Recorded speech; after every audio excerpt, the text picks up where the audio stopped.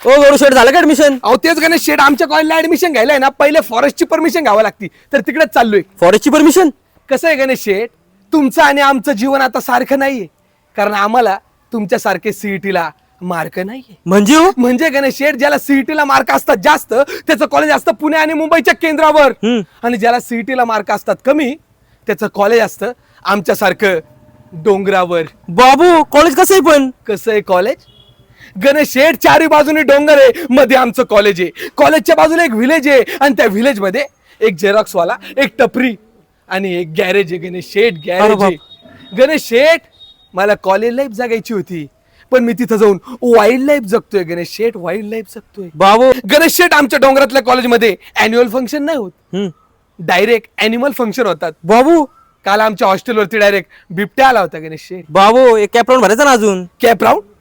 गणेश शेठ, मला असे cap राऊंडला college लागले, असे कॅप राऊंडला कॉलेज लागले. म्हणलं आता कॅप राऊंड नाही, आपण थोडं गप राऊंड घेऊ. बाबू मग मला हेच कॉलेज लागलं गणेश शेठ, हेच कॉलेज. आयु प्लेसमेंट आहे का तिकडे? प्लेसमेंट? अहो गणेश शेठ, पोरांच्या डिग्री झाल्या तरी पोरांची प्लेसमेंट होत नाहीये. आणि ते NIT कॉलेजचे स्टुडंट्स चौथ्या सेमिस्टरलाच गणेश शेठ त्यांच्या स्किल्स मुळे इंडस्ट्रियल प्रोजेक्ट साठी इलिजिबल होतात, आणि त्यांना 30,000 रुपयाचा स्टायपेंड पण भेटतो. गणेश शेठ, काय बोलता?